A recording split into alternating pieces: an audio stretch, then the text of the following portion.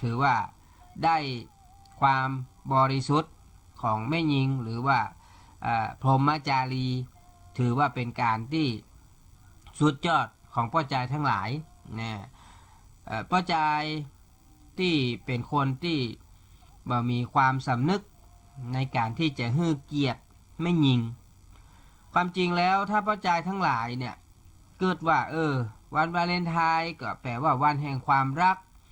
แปลว่าวันที่เราต้องรู้จักเสียสละอดทนกั้นจิตกั้นใจไว้ก่อนว่าแม่หญิงคนเนี้ยเป็นแม่หญิงที่เราฮักเราต้องการจะครองคู่อยู่โดยในโอกาสข้างหน้าเราก็จะต้องทนุถนอมแม่หญิงคนนี้ให้ดีที่สุดจะบ่ยอมแตะต้องล่วงล้ำก้ำเกินจนกว่าจะถึงวันที่สมควรก็คือวันเข้าประตูวิวาห์แล้วนั่นแหละมันจะเป็นความสุขที่แท้จริงทั้งเปิ้นและเฮาเป็นความสุขที่บ่ได้ฉาบฉวยชั่วครู่ชั่วยามความสุขแบบนั้นเปิ้นฮ้องว่าเป็นความใคร่นะความใคร่ในตัณหากามราคะเพราะใจที่เป็นคนมากเป็นคนที่เห็นแก่ได้เป็นคนบ่ฮู้จักพอเป็นคนที่ใจดำที่สุดและก็เป็นคนใจร้ายต่อเพศแม่ความจริงลองคิดไปเลิกๆกว่านั้นว่าโอเคแม่หญิงคนนี้เป็นคนที่หน้าตาเหมาะงามเป็นคนที่เฮาอยากจะได้มาเชยชมอายุกำลัง14 15 16 17เป็นวัยกำลังแรกแย้มกำลังเป็นวัยที่กำลังเป็นวัยครบเพาะวัยกำลังจะเข้าสู่วัยสาวอย่างเต็มตัวเฮาน่าจะมีโอกาสได้เด็ดดอมดมแม่หญิงคนนี้ก่อนพ่อใจคนอื่นๆที่จะเข้ามาในภายหน้าแต่เฮาคิดก็ว่าแม่หญิงคนนี้ก็เป็นเพศเดียวกับคนที่เป็นแม่ของเฮาถ้าบ่มีเพศแม่หรือแม่หญิงเฮาจะได้เกิดมาบนโลกใบนี้หรือไม่เฮาจะได้มาทำตัวอวดดีอวดเก่งถือใหญ่ถือโตกว่าแม่หญิงทั้งหลายหรือไม่เพราะป้อใจจะได้ก็คือป้อใจก็ย่อมมีอีโก้ก็ย่อมมีความถือตัวย่อม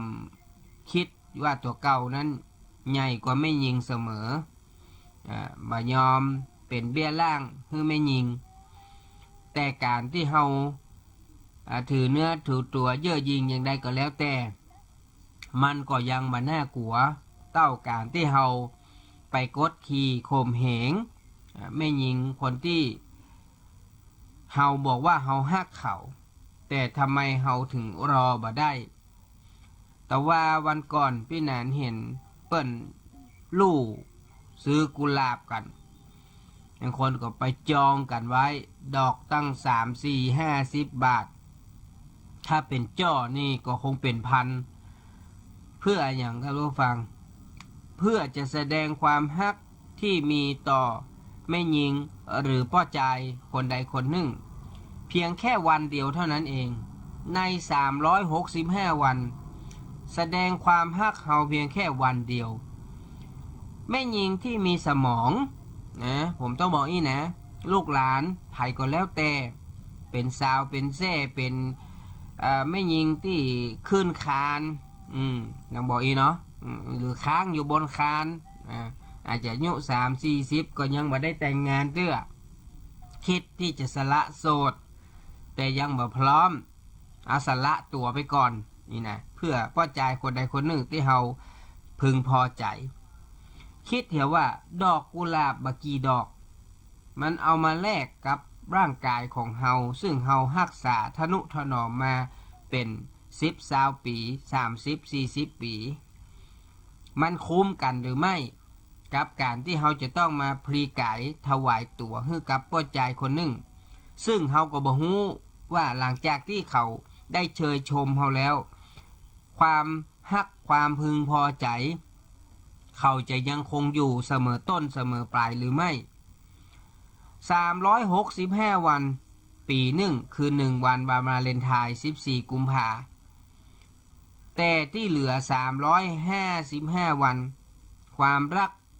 ที่เขาพร่ำบอกเฮาในวันวาเลนไทน์นั้นเขาเคยได้แสดงออกคือเฮาหันหรือไม่ตลอดระยะเวลา355วันก่อนจะถึงวันวาเลนไทน์เขาเคยบอกฮักเฮาสักกี่ครั้งใน1รอบปีแล้วเฮาจะเอาอย่างมาเป็นเครื่องการันตีรับรองว่าความฮักที่เขาพร่ำเพ้อพรรณนาเป็นบทเป็นกลอนเป็นจะเป็นนะเป็นเรื่องเป็นราวให้เฮาฟังว่าเขาฮักเฮาเขาบูชาเฮาเหมือนกับเป็นเทพพระเจ้าเฮาอยากได้หยังเฮาบอกเขาได้เลยเขายินดีที่จะทำตามจะให้ข้ามน้ำข้ามทะเลแม้แต่เดือนแต่ดาวถ้าขึ้นไปได้ก็จะไปเอามาฮื้อกำอู้ของพระจายทั้งหลายที่ต้องการอยากจะได้เชยชมเรือนร่างของแม่หญิงเขาก็อู้กำม่วนกำหวานสารพัดสารเพเพื่อต้องการหลอกล่อให้แม่หญิงทั้งหลายซึ่งเป็นไก่อ่อนซึ่งเป็นคนสมองน้อยนะเชื่อและหลงคารมของเขาบางคนบอกโอ้พี่แหนนใช้คำว่าสมองน้อยเนี่ยมันใครรุนแรงเริ่มไปมันก่อนนั่นแหละครับผมมันจะอยากใช้คำอื่นเนี่ยมันไปกระทบกับคนอื่นเปิ้นสมองน้อยก็คือสมองขี้เลื่อยมันกึดอย่างบ่ค่อยได้นะกึดอย่างบ่ค่อยออกเปิ้นว่าได้ก็ว่าตัวเปิ้น เปิ้นอู้ย้ายกับเจื้อเปิ้นถ้ามากึดถึงกรรมโบราณด้วย ฟังหูไว้หูนะฟังอย่างก็จะไปฟังเจื้อคิดพิจารณาก่อนอย่างพี่แหนนอู้ไปเนี่ยว่าในหนึ่งปีเนี่ยเขาเคยไปมาหาสู่เคยมาดูแลเคยมาแสดงความมีน้ำใจแสดงความฮักต่อเฮาสักกี่ครั้งจดหมายเฟซไลน์เป็นบทเป็นกลพรรณนาความฮักส่งให้เฮากู้วันก็มันก็จะเหมือนความฮักทั่วไปท่านผู้ฟังเปิ้นบอกว่าไม่มันเป็นช่วงโปรโมชั่นนะมีทั้งซื้อแล้วก็ลดแถมซื้อลดแถมให้นะเพราะหลังจากหมดโปรโมชั่นก็คือทุกอย่างจบปิกไปสภาพเดิมราคาใดก็ราคานั้นมีการลดการแถม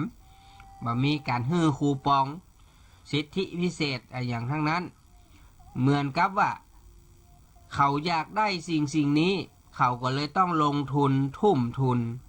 นะอุตส่าห์ไปซื้อไปจองดอกกุหลาบดอกเป็น50เป็น100บางดอกมาจากเมืองนอกเมืองนาแล้วก็สิ่งที่ทางเจ้าหน้าที่เปิ้นเป็นกังวลที่เปิ้นออกไปตรวจสอบก็คือเรื่องของการที่กลัวว่าจะมีสารฟอร์มาลีนที่เปิ้นเอาไปแจ้ดอกนะทำให้ดอกมันมีความสดอยู่ตลอดข้ามวันข้ามคืนเปิ้นก็พยายามสุ่มตรวจอยู่นะครับถ้าพ่อค้าแม่ค้าคนใดคิดจะเอาเปรียบลูกค้าโดยการเอาดอกกุหลาบงามๆของท่านใช้ฟอร์มาลีนพ่นก็ดีฉีดก็ดีแจ้ก็ตามขอให้คิดให้ดีถ้าเปิ้นจับยับได้ท่านจะต้องถูกลงโทษนะครับตามกฎหมายบ้านเมืองฉะนั้นถามว่าถ้าเราจะให้ความฮักกับไผสักคนหนึ่งส่วนตัวพี่แหนนนะพี่แหนนเคยซื้อมาเป็นกระถางเลยเป็นต้นนะเอามาฮื้อนะครับเอาเปิ้นไปดูแลรักษาเอาน้ำไปหดแล้วดอกกุหลาบดอกนั้นน่ะที่ผมเคยฮื้อภรรยาผมหลายปีละมันก็อยู่มาเมินนานเหมือนกันพอดีผมย้ายหอดอกกุหลาบนั้นก็ไม่ได้เอามาโดยหรือว่าอย่างใดก็มุพอย้ายออกจากดินมันก็ตายนะครับเพราะว่าเปิ้นอยู่ในดินหลายปีอันนั้นถ้าเอาจะฮื้อกันได้แต่มันต้องไปซื้อดอกเป็น50เป็น100ก็ได้ครับซื้อมาเป็นกระถางเลยต้น3-40 บาทอยากได้4อย่างก็ไปเลือกเอาครับมาเลอะนะไปดูตามการ์ดที่เปิ้นขายดอกไม้ต่างๆหรือว่าไม้ประดับ เฮาไปฮื้อเปิ้นดูแลรักษากันก็เหมือนการบ่มเพาะความฮักของคนสองคนถ้าเปิ้นฮักเฮาเปิ้นก็ต้องดูแลต้นไม้ให้เฮานะต้นไม้มันก็ได้รับการดูแลมันก็จะออกดอกออกผลเฮาได้หันทุกวันนะทั้งความเจริญเติบโตของมันเฮาได้หันมันผลิดอกออกมาเบ่งบานรับแสงอาทิตย์นะในยามขวายขวายทำให้เฮามีความสุขว่าพ่อใจคนนี้เป็นคนที่ฮักเฮาเตะนะรอได้และพร้อมที่จะอยู่เคียงข้างเฮาไปตลอดชีวิตไม่ยิงสิ่งสำคัญที่สุดก็คือพรหมจารีหรือว่าพรหมจรรย์ที่เคยอู้อยู่เสมอว่านั่นคือหัวใจสำคัญของแม่ยิงแต่ก็ยอมรับว่าคนสมัยบัดเดียวใจเร็วด่วนได้กลัวจะเก็บรักษาไว้เมินกลัวมันจะแห้งจะเหี่ยวไปอย่างไรก็บ่ฮู้บัดเดียวนี้นะกลับกลายเป็นอยากจะพีกายถวายตัวโวยอายุ14 15ยังมาถึงก็ขยากจะฮื้อพ่อใจเชยชมนะมดก้าบ่มีลากาอย่างเลยท่านผู้ฟังเปิ้นบอกว่าไม่ยิงเนี่ยยิ่งปิดยิ่งดีพ่อใจยิ่งเปิดยิ่งดีคำว่ายิ่งปิดยิ่งดีก็หมายความว่าจะใดหมายความว่าไม่ยิงเนี่ยเปิ้นสอนฮื้อรักนวลสงวนตัวนะฮื้อเก็บเนื้อเก็บตัวฮื้อดี อย่าไปปล่อยร่างกายฮื้อไข่มาแตะมายุ่งได้ง่ายนะนะครับปกปิดไว้ยิ่งป้อใจอย่าใครหู้ใครหันเขายิ่งต้องปกต้องปิดไว้นะจนถึงวันที่เขาสมควรที่จะเปิดเผยเนื้อตัวร่างกายให้ป้อใจคนใดคนหนึ่งที่ดีที่สุดสำหรับชีวิตของเขาพร้อมที่จะฝากชีวิตนะให้กับเขาได้ป้อใจนี่ยิ่งเปิดยิ่งดีกับคำว่าป้อใจนี่ถ้ามีหุ่นแห้งดีนะไม่ยิงก็สอบนะบางครั้งหน้าตาก็บ่ค่อยดีแต่ว่าหุ่นแห้งดีนะบ่เพราะว่าหุ่นงามหุ่นเหมาะอีกเด้อนะก็ดีนะฉะนั้นสิ่งที่เราอยากจะฝากกันไว้เพราะว่าเวลาก็มีมานักเนาะวันนี้ได้ออกบ่เมินพอตอนนี้ก็8:50 กว่านาทีแล้วนะครับพี่นันก็ต้องขอสุมาอภัยท่านผู้ฟังเนาะบางทีรายการมันก็จะมีการเลทการจ้าไปน้อยนึงก็บ่เป็นหยังครับวันนี้วาเลนไทน์ก็อู้เรื่องของความฮักที่อยากจะฝากให้ทุกคนเอาไปคิดเอาไปพิจารณาว่าความฮักที่เป็นความฮักจอมปลอมความฮักที่แฝงด้วยยาพิษด้วยคำหลอกลวงมีน้องๆไม่ยิงหลายๆคนลูกหลานหลายคนที่ต้องเสียผู้เสียคนเสียเนื้อเสียตัวเพื่อปูจาความฮักในวันวาเลนไทน์แล้วหลังจากนั้นก็ติดต้องติดไส้บางคนก็ต้องออกจากโรงเรียนบางคนก็ต้องโดนพ่อแม่ประณามยามหมิ่นจนอยู่บ่ได้ต้องเตลิดเปิดเปิงออกไปจากบ้านจากจองเพื่อมาสำนึกเกิดได้แห่งกรรมก่อวันเวลาผ่านไปเป็น10 ปีบางคนก็จะต้องอุ้มลูกน้อยอยู่เพียงลำพังคนเดียวเพราะป้อใจที่มันเอาแต่ได้มันบ่มีจิตสำนึกความเป็นป้อใจแท้จริงนั่นก็คือว่าต้องเป็นคนที่สง่าผ่าเผยอกผายไหลพึ่งพร้อมที่จะยอมรับกับสิ่งที่ตัวเก่าได้กึดได้ทำลงไปนะมามีการลบลี้หนีหน้าอันนั้นเป็นของว่าป้อใจที่แท้จริงแต่ป้อใจบัดเดียวนี้ก็ยังว่านั่นน่ะนั่นเป็นป้อใจไอ้อย่างโมโหเป็นบะแลมเต็มเตะบ่ค่อยกล้ายอมรับความจริงบ่ค่อยสู้การสู้งานบ่ค่อยจะกล้าแบกรับภาระไอ้หยังบางคนเอาตัวยังมารอดยังต้องแบมือขอพ่อขอแม่นะแล้วมันจะไปรับผิดชอบชีวิตคนอื่นได้ยังไงอันนี้ต้องฝากถึงน้องๆลูกหลานเยาวชนทุกคนว่าวันวาเลนไทน์นี้คนที่ท่านควรจะอยู่ตัวนักที่สุดนั่นก็คือพ่อและแม่เพราะใน365วันบอกว่าวันไหนก็แล้วแต่ตั้งแต่เจ้าถึงค่ำพดเมื่อค่ำเมื่อคืน คนที่ฮักท่านเสมอนั่นก็คือพ่อและแม่ของท่าน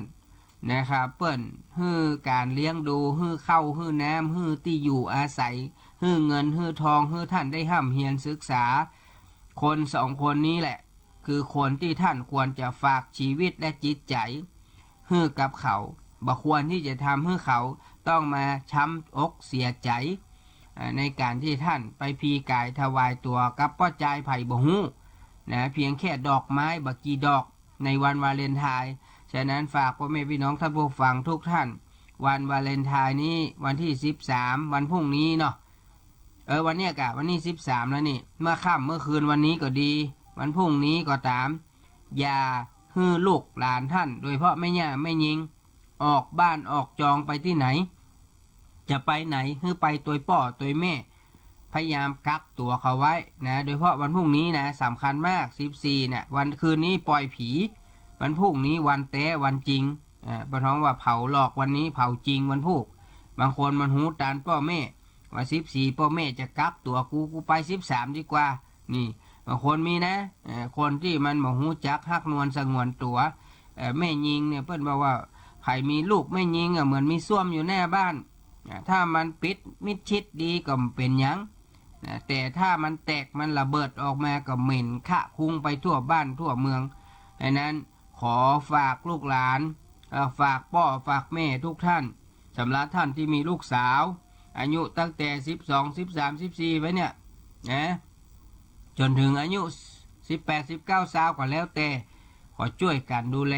นะสอดส่องเป็นหูเป็นตาเดี๋ยวนี้ทางเจ้าหน้าที่ทางราชการฝ่ายบ้านเมืองเปิ้นก็จะไปตรวจสอบตามบังกะโล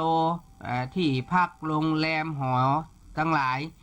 แบบชั่วคราวข้างคืนเนี่ยเพื่อจะตรวจสอบหมดถ้าเปิ้นฮู้ว่าที่ไหนปล่อยให้ละอ่อนอายุต่ำกว่า20เนี่ยนะเข้าไปใช้บริการนี่เปิ้นจะดำเนินคดีนะครับแล้วเราก็คงต้องฟ้องร้องด้วยนะถือว่าเป็นสถานที่พักให้กับโจรในที่นี้ก็คือป้อจายที่มันบดีนั่นแหละมันเอาลูกเอาเต้าเขาไปมันก็คือโจรในคาบของคนดีนี่ท่านฟังนะฉะนั้นฝากพ่อแม่พี่น้องท่านผู้ฟังทุกท่านช่วยสอดส่องดูแลพ่อกอยลูกหลานของท่านในช่วงของวันนี้เมื่อคืนวันพรุ่งนี้ทั้งวันจนถึงเมื่อคืนเนอะวาเลนไทน์แล้ววันพรุ่งนี้วันติดเราจะมาอู้เรื่องของวาเลนธรรมมีข้อคิดดีๆจากหลวงพ่อจรัญนะและธรรมะดีๆจากพี่หนันวุฒิชาติจะนำมาอู้มาเล่าให้ฟังวาเลนไทน์วันนี้วันพรุ่งนี้วาเลนธรรมก็ขอให้ทุกท่านจงทำแต่สิ่งที่ดีที่เป็นประโยชน์นะครับแล้วก็ขอให้ลูกหลานทั้งหลายจงคิดถึงจิตถึงใจพ่อแม่อย่าไปทำอย่างให้พ่อแม่ต้องเสียอกช้ำใจในวันวาเลนไทน์ขอความสุขสวัสดีจงบังเกิดมีแก่ท่านผู้ฟังทุกท่านครับสวัสดีครับ